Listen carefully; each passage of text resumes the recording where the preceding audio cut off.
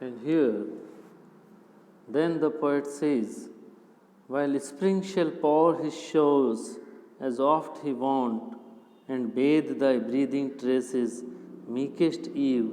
while summer loves to sport beneath thy lingering light, while sallow autumn fills thy lap with leaves, or winter, yelling through the troublous air, affrights thy shrinking train, and rudely rends thy robes, so long, sure found beneath thy sylvan shade, shall fancy, friendship, science, rose-lipped health, thy gentlest influence on, and hymn thy favorite name. So here he describes the evening in the various seasons when the spring comes, accompanied by its showers, as often happens, your sweet smelling hair would get drenched. So, in the springtime, when the showers are there, as oft he wont, and bathe thy breathing traces, meekest eve, here he addresses evening as meekest eve, O gentlest evening. When summer comes, while summer loves to sport beneath thy lingering light, and in the summer, when summer comes, it would love to play beneath your light, the duration of which gets prolonged because the days in the summer are longer than those in the other seasons. And as we already know that the duration of the hours of the day of a summer day is longer, so lingering light is there in the evening. While sallow autumn fills thy lap with leaves, and in the autumn, as we all know, the leaves on the trees turn yellow and then drop to the ground. In the summer evening, the scene is somewhat like this. And in the winter,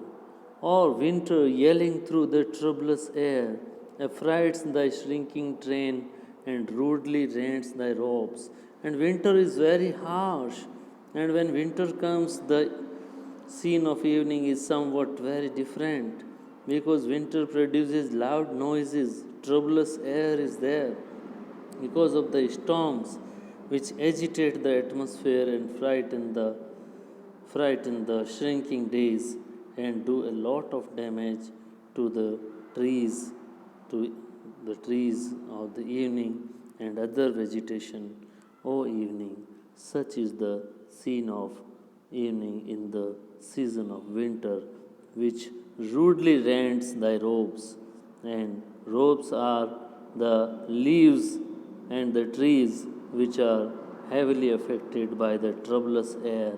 and they are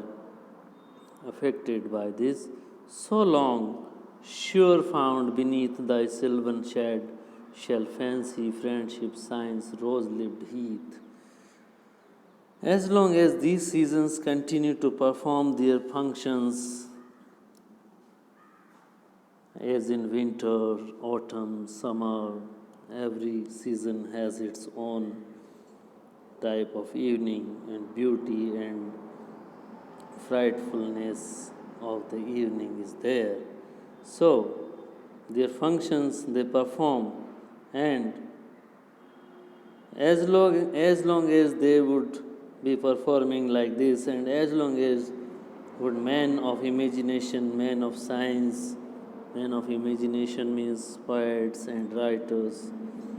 men of science, men of friendship who believe in friendship, and healthy men with rosy lips acknowledge most certainly your gentlest influence over them. Every people from every walk of life would feel your gentle influence over them, over themselves, as they sit beneath the rural shade, as they sit beneath the rural shade, O evening, and utter your beloved name as if it were sacred to them, and all the people will be loving to utter your name and they will consider you holy and sacred. So, students, you can now understand the effect of evening and in what way the poet has eulogized and praised and described the scene of the evening in various seasons, and how the seasons, how the evenings are taken by the people of different taste and different walks of life, whether they are poet, whether they are good friends, whether they are scientists or the healthy man. So, students, you just read this poem